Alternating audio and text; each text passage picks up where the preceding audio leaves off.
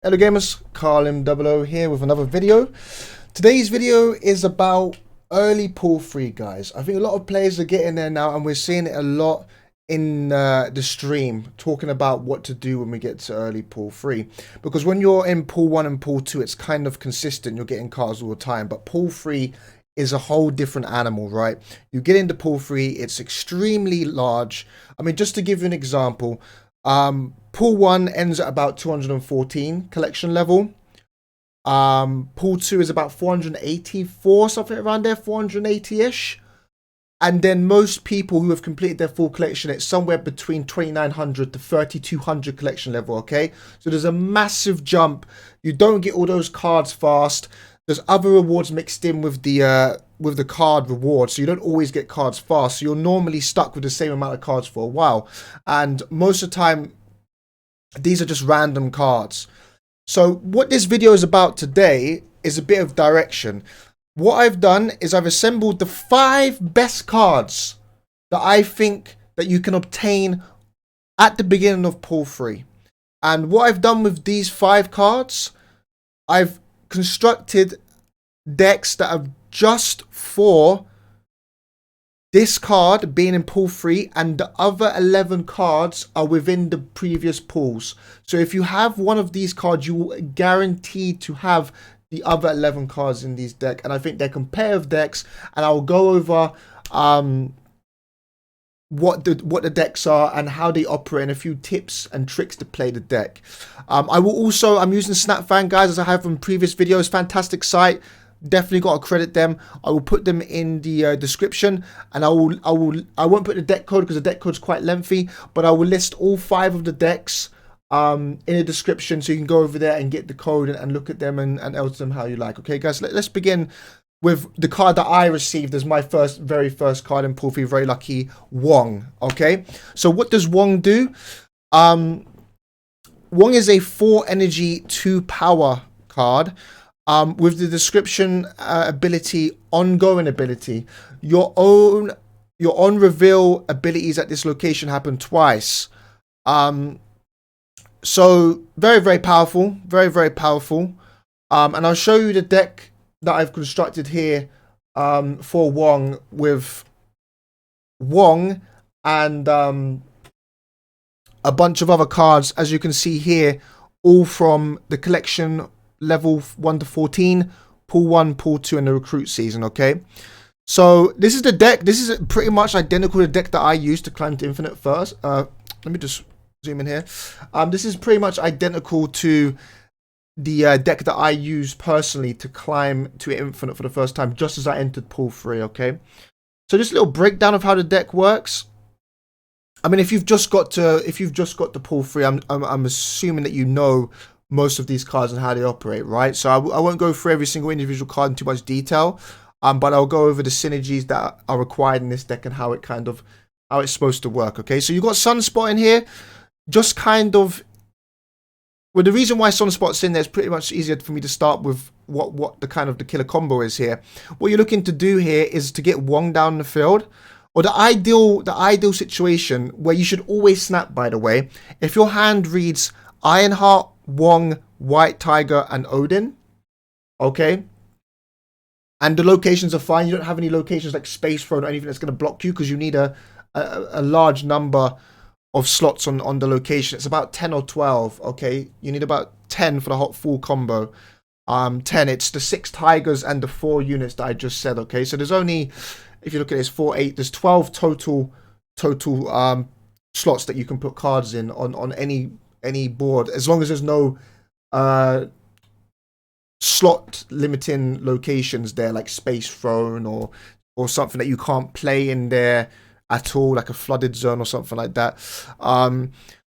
So you can only have you need 10 out of 12, so you can only have 2 other cards outside of this combo. Okay, but if you're free and you've got it open, then you want to definitely snap in this position. The way it works, you play Ironheart first. I know it's a bit unintuitive. You play Ironheart without any buffs.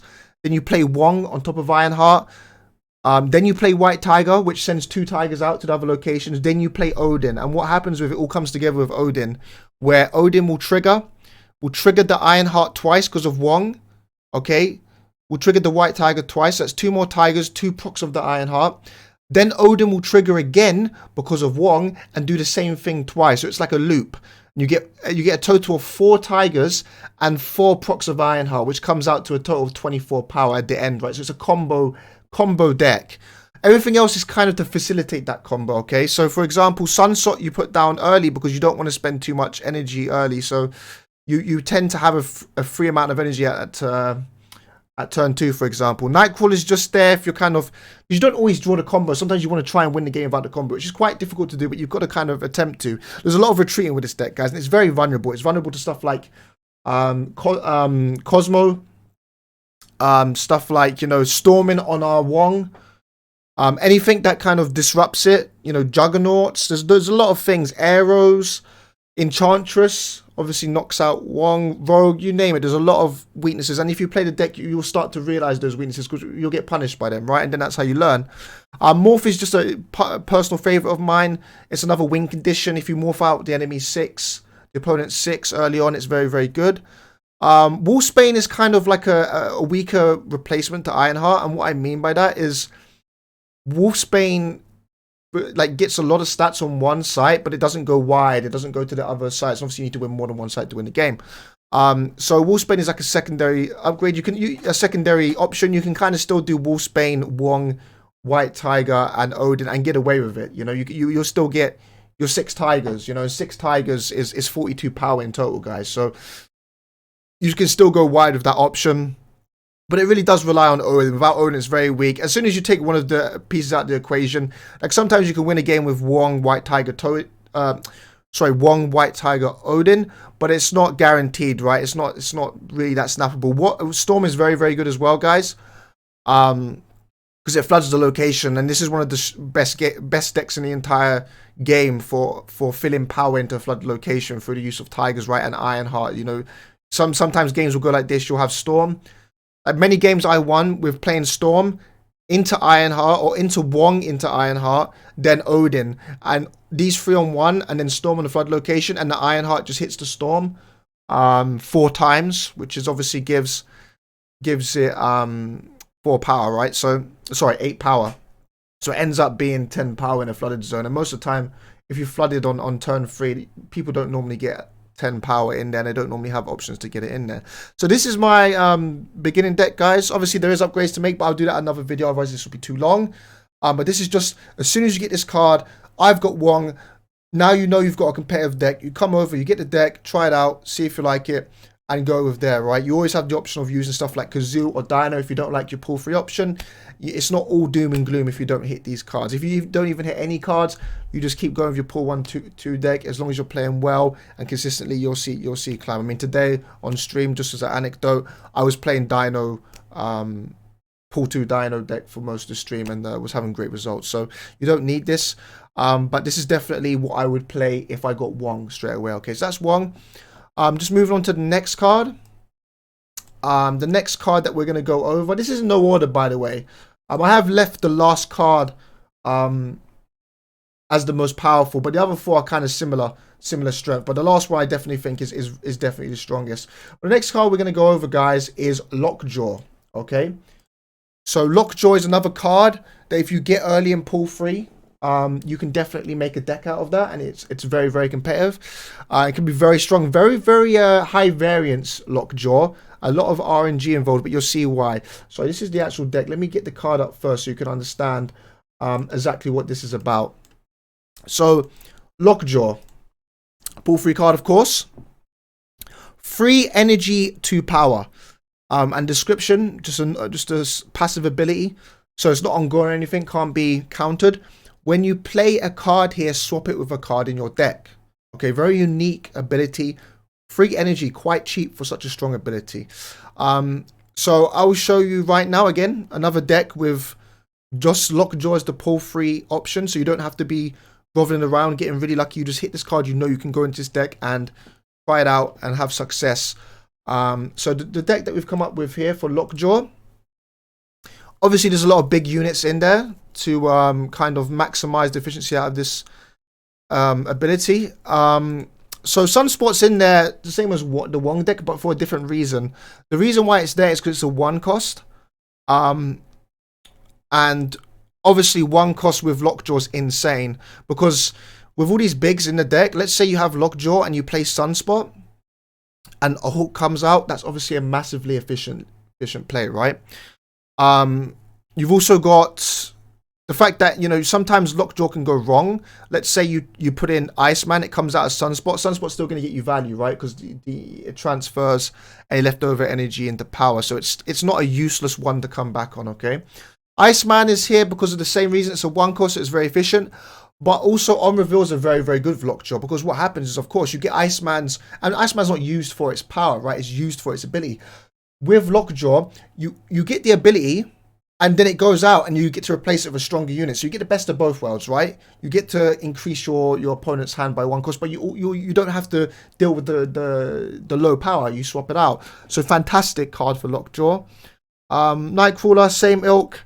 One cost. The reason why it's chosen is because if it comes out and blocks Lockjaw, later in the game you can just move it out and go again, take another shot at it. Okay, so very, very good. Wolfsbane, similar reason. It's a bit more expensive, but if it comes out, then at least you're getting the on reveal. You know, if it comes out of a Lockjaw, then you're getting the 2 power for each other card you have here, so it's not a waste entirely. Obviously, Lockjaw itself, Captain America, very similar to Wolfsbane. It's just if it comes out, it's very good. Because obviously with Lockjaw, you're normally loading up on one location, and Captain America, Wolfsbane thrive in situations where one location is being loaded up. Now, this is the real juice, the real meat and bones of this deck, guys. Jubilee is absolutely sensational in this deck. And the reason why is because if you clean up most of these ones, or you're just like, you've got them on the field or anything like that, and your deck is many of these big cards, Jubilee comes out, guys, into Lockjaw, summons what she's going to play. She's going to play the card, right? And then they're both going to swap out, because she plays a card in a location, and Lockjaw is when you play a card. So you get 2 swaps out here with Jubilee, and you know, you can get some insane stuff happen. I had someone today hit me with this at turn 4, and they had Hulk and Infinite, guys. That's it. We're retreating. You know, with this deck, you have certain situations where you can high roll so hard with this card that your opponent just cannot do anything about it. There's just too much power. They're too far behind. You just snap and they're gone. There's no point staying in. So that's what Jubilee is about. White Tiger is another great piece to just use into Lockjaw, because you get, again, it's another similar situation to Iceman, where no one wants the 1 power of White Tiger for 5 energy. It's about the reveal. You reveal, you get your Tiger, it jumps out, and then you get a more stronger unit. So fantastic synergy there. Vision is just a fantastic card because it's powerful and it also can move. So let's say it comes out as your last Lockjaw target. You can then move it out to another location, and it's just Vision at 7 power, being able to move each turn is just threatening on itself. But it also allows you to get more Lockjaw procs because you can move it out as your last target. Odin, again, fantastic. We've got a lot of reveal abilities here, so if it comes out, it actually triggers more. You get a cascading effect. Very, very nice card. And Hulk and Infinite are just obviously there for big bodies. Great targets for Lockjaw. Very, very often, if your opponent doesn't have a counter to this Infinite, which is pretty much Shang-Chi at this kind of collection level and rank, if you don't have Shang-Chi and you bring this out on like turn 4, it's just over, guys. Like, it's just over. Like, it's too much power. Turn 4, 20 power, insane. So again, I'll leave a tag for this in the description. But if you see Lockjaw, guys, bang, you're onto a winner. Fantastic card to receive early on in pool 3. Definitely highly recommend this deck if you obtain a Lockjaw. Okay, so moving on to the next card. Next card we have is Patriot, guys. Okay, Patriot. Very, very nice. Very, very nice card. I'm looking for this card myself, okay? The reason why I like this card so much as well is the fact that it's a surprising card. It's got an element of surprise, and you'll see what I mean by this. Patriot. So what is Patriot? Patriot is a free energy card with 1 power. Okay, and it's got the ability ongoing. Your cards with no abilities have +2 power. Okay, so interesting. So what does that mean? How do we use this? Why is this good? Why is this good early pool 3? Now the reason why this is good early pool 3, guys, is because there are a number of cards in the earlier pools that that have no ability and have decent power to energy efficiency. So you'll see a couple of them right here. And again, as you can see, every single card is from below pool 3 except from Patriot. Okay, Patriot being the pool 3 card. So a little bit about this deck. It's kind of similar to Kazoo. A little bit similar to Kazoo. Not as overpowering, not as like, you know, in your face. But you got, you know, your Squirrel. It's Squirrel Girl. It's the same situation with Patriot. You know, you're getting, what are you getting here? You're getting, was it five power for 1 energy? That's just insane. Doesn't matter what level of the game you're at. Misty Knight again, just used for having no ability. Angela's there because you do have quite a few cards, and Angela's obviously a great engine to have in one location, lock it down. Mr. Sinister's fantastic because although Mr. Sinister himself doesn't have has a reveal himself, his clone does not. So just with Patriot on its own, you're looking at, you know, 6 power for 2. So very like Squirrel Girl in the efficiency. Shocker, another just cheap card, low pool, and no ability, so synergizes with Patriot. Now the reason why Cosmo's here, guys, this is very, very important to note if you play this deck. I don't want you losing cues because I didn't tell you this.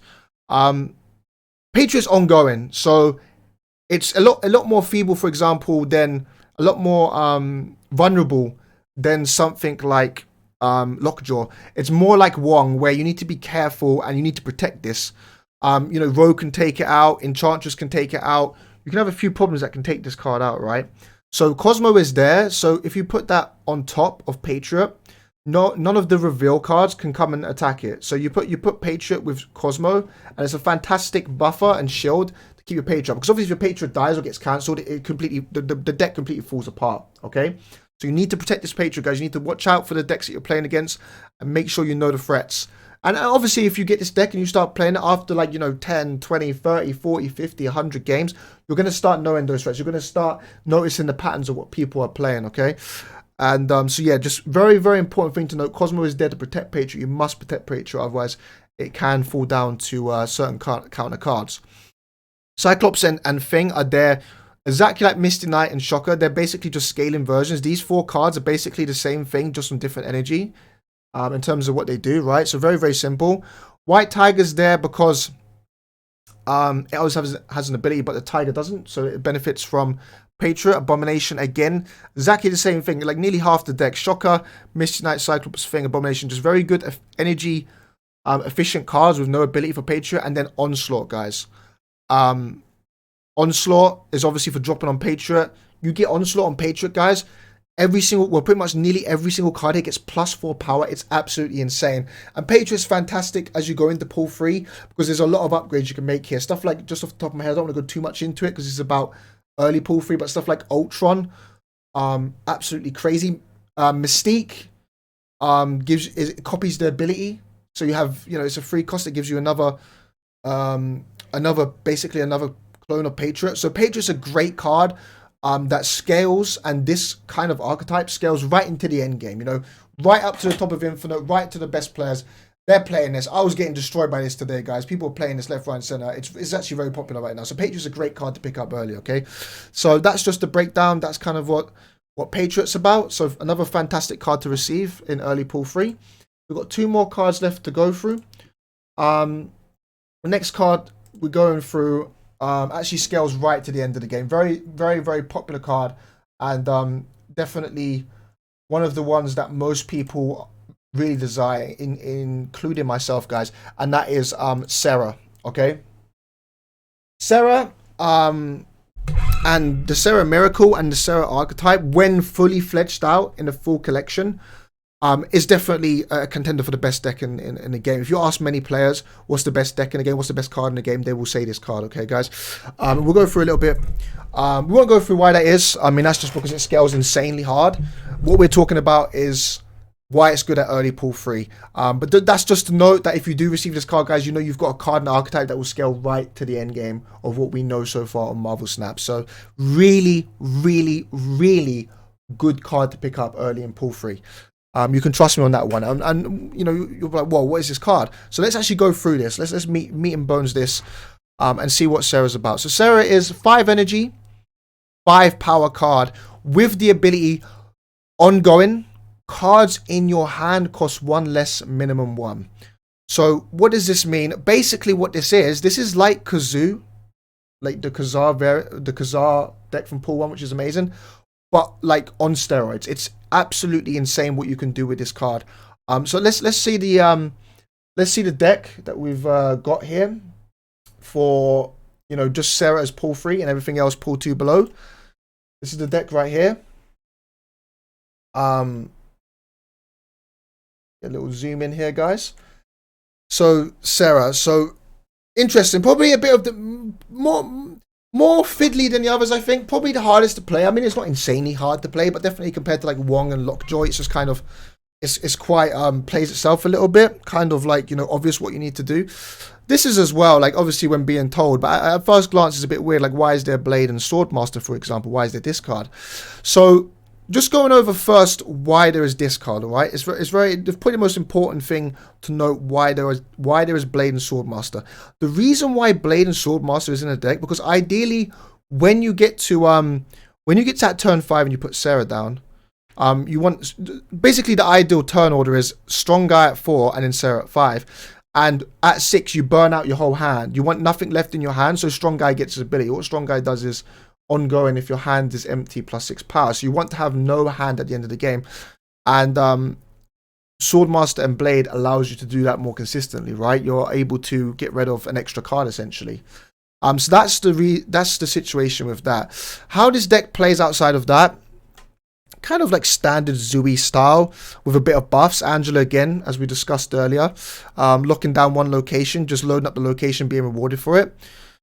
Okoye is similar, just a buff, so it buffs your cards. So when you do get to Sarah and you want to put all these cards down, they've got, you know, extra power on there, which obviously helps. Starlord, just keeping presence in the kind of early mid game, can be used late game as well if you know where they're gonna go. It's a bit of a Scarlet Witch is for control, so you have a little bit of control. You know, if there's anything going on wrong location or you want to just shut down an opponent, it's very good. Cloak is for like the element of surprise, so you play that on, you know, a little bit later in the game, or just at turn 6. Not just can you use Cloak as like a little bit of a movement, you know, it gives you a bit of flexibility of moving units around, which is obviously quite a hard and rare thing to find in Snap outside of just a pure movement deck.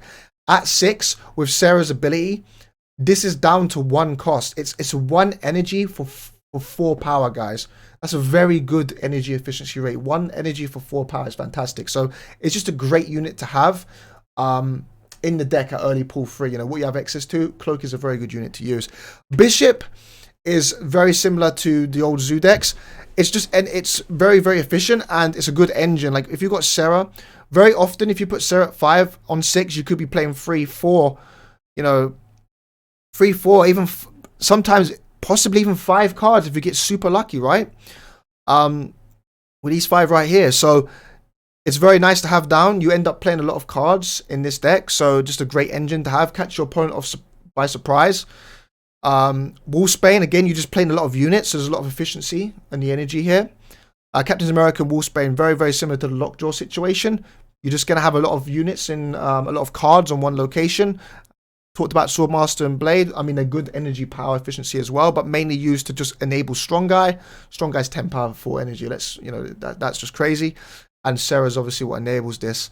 And the reason why this deck is so strong is because it's very hard for the opponent to calculate how much power is going to come down at 6. You see Sarah, and if you've dealt with Sarah before, you're already panicking. You're thinking, oh my god, I'm about to get swarmed. And most often when this happens to me, even though I know I'm going to get swarmed, it still surprises me every single time how much power these players that play this deck can get down on 6. It's absolutely crazy, and it's very hard to counter Sarah. It's not like ongoing from like Patriot or Wong earlier in the game. You only have 1 turn to deal with this, and you have to have initiative, which is unlikely in the first place because this is, you know, it's just a good deck with a nice amount of presence. So this is Sarah deck, guys. Again, leave it in the description. But if you I'm telling you now, if you pack Sarah early on in Pool 3, you are laughing, guys. It's a jackpot. I don't have this card myself. I'm waiting for this card, okay? Fantastic card.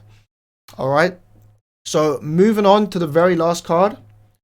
And I've left this to last because I think it's the strongest. I've heard a lot of complaints about this card. It's just so strong. People have to play against it so much. And I believe this is the very best card you can pack early pool free. And one of the best cards in the entire game. And very nasty, okay? And I mean, most people who've been playing for a little while, especially some of the more veteran players, you know exactly what I'm talking about already. It's Destroyer, guys. It's always going to be Destroyer. You pack this early on, you will crush players like bugs. That's just what it is. Because if you pack this early in pool 3, you are still playing against people that have only just gone into pool 3 as well. And most of them aren't going to have Destroyer because there's like 100 cards to obtain, right? So it's very low chance you obtain this. But if you obtain this early on, guys, you're laughing. This is the jackpot. This is the creme de la creme, uno numero card that you want early on. Now, why is this? Let's get into this. This gets me excited because this card is just so incredible. So 6 energy and 16 power. You're thinking already like, whoa, what's going on? But the caveat to the kind of negative to that is that what it does is on reveal destroy other cards. You're thinking like straight away, well, this is horrific. Like this really like, how do I play this? Like, you know, this is destroying every single card and you have to play it right at the end of the game. Well, there is certain other cards that you can tailor around this to make this an absolute force where this gets nullified. Let's look over the deck. And the reason why as well, not only is this like insane, the reason why this is so good early on is because most of the cards that you will even play with this let's say you have a full collection, not many of the cards are going to change. Like most of the cards in an end game, like full collection destroyer build, are available before pool 3, which makes it even more crazy. Let's have a look at the deck, guys. Let's break this deck. Let's break this deck down, okay? Destroyer pool 2, okay? So let's talk about this deck. This is insane. I mean, this is just a bully. This deck is a bully. You will bully the ladder if you obtain this at like 700, 800 CL or 500 or 600 CL. Like you obtain this at like 550 CL, it's just gonna be a massacre. Okay, so what makes this deck so good? Okay, so first of all, it looks like your standard ongoing deck. It pretty much is. It's your standard ongoing deck from Spectrum. From pool 1, pool 2 with Spectrum. Okay, so you know pretty much every card here is ongoing. Every single one is actually ongoing. Okay. And let's talk about how this works with Destroyer. Why is it so good with Destroyer? Why does it nullify the effect? So, first of all, we have armor. So you can put armor in one lane. That means that none of the cards in that lane can be destroyed. And you're primarily focusing on 2 locations. Okay, you get Warpath in the deck as well. So Warpath is, you know, 9 power if you only play on 2 lanes. And this is exactly what we want to be doing with the other decks. It synergizes so well. With the other cards in the deck. It synergizes fantastically well. How decks will often go is you're either going like on one lane with armor and then something like Ant-Man, Lizard Fantastic, or Mr. Fantastic, or Captain America. You also have so armor nullifies anything you put in armor obviously doesn't get destroyed by Destroyer. Colossus never gets destroyed by Destroyer. Cosmo, like, look at this combo, guys. Cosmo, you put down Cosmo and it stops most enemy decks. Like a lot of decks completely destroyed by Cosmo. There's not many counters to Cosmo, right? But what Cosmo does, it actually benefits you as well because it means that you can put Destroyer on whatever lane whatever lane you have Cosmo in, and its effect won't happen. So you'll put down 6 energy and 16 powers a lot, guys. It's 4 less than the Infinite, and Infinite you're not allowed to play a card in the turn before. So it's pretty much, you know, 80%, nearly 80% of our Infinite, but there's no downside to it if you play it on Cosmo. Obviously Iron Man is fantastic here because you can put it on one of the lanes and just pretty much secure a lane. Then the other lane is just about Destroyer to be dealing with it. And then the other key card here is Professor X. Oh man, this is Professor X, 5 energy, 3 power. Ongoing, lock down this location. Cards can't be added or removed. So it means that Destroy doesn't destroy anything and your opponent can't add anything in there. The only way to get power into a Professor X lane is by buffing the cards that are already in there or area effects, like for example, Claw or Mr. Fantastic. So you already have a card that can synergize with Professor X. And then, just to top it all off, guys, you have Spectrum. And that means that even if you have a lane down, let's say you have a Professor X lane and it's equal, you know you've got Spectrum banked. So you don't even need Destroyer. Like, Spectrum may as well be an insane amount of power as well, because pretty much every single card you're playing is ongoing. So you know you're getting guaranteed power from Spectrum, like pretty much nearly as much as Destroyer, obviously spread out a bit more, but you only play on 2 lanes anyway. So, you know, you have Professor X, you have Armor down, Destroyer, and pretty much Professor X, Armor, and Cosmo, and obviously Colossus, makes it so pretty much every single time you play this deck, Destroyer never actually negatively affects you. Pretty much never. In fact, sometimes it even positively affects you, because there's certain locations, like for example, Ninja. I don't know what the location is called, but it gives you a Ninja with -2. You destroy that and you actually get a positive. You get a positive out of it. So most of the time when you activate Destroyer in this deck, it's actually a positive. And if you don't, you normally have great control over Destroyer being able to actually use the ability, okay? So you have Professor X normally lock down a lane. That lane's secured, then it's just about destroying whatever else you have going on outside to take out the other lane. This deck is, guys, I cannot exaggerate this enough. This deck is absolutely nuts. And if you hit Destroyer, you've got to be playing this. You will see very quickly why I'm crazy about it. It's a crazy. I'm waiting for this card. I still don't have this card. But yeah, guys, that's pretty much it for the video, guys. Bit of a longer one. I hope you get great information out of this. Please let me know in the comments if anyone finds this video. If they were looking for, if you were just about to hit pool 3 and you're kind of struggling and you see a deck here and you try it and you get some results, that'd be fantastic. I'd love to hear about that, guys. Other than that, please leave a like if you're not subscribed yet, guys. Daily Snap content right now. Got a bunch of ideas, guys. We're pumping them out. Hopefully they're useful for you guys. And yeah, just fantastic, guys. We're getting some great engagement on the videos. Every morning I wake up, check the videos, check the comments, respond to the ones that require responses. And yeah, it's just been great to make these videos so far, guys. Really enjoying the support. So yeah, hopefully, you know, you're enjoying watching them as well, guys. But yeah, thank you very much. And I'll see you on the next one. And also, guys, if you want to get any live action, I'll be streaming as well. I've been streaming 6 to 8 hours on the Twitch channel, and I've got the socials as well in the description. So check that out. I'll leave all these decks in the description for you guys to have a look at and, you know, mess around with, see if you want to get involved in one. And guys, good luck on your pool 3 pools. I know a lot of players are there now. And yeah, good luck, guys, and take it easy.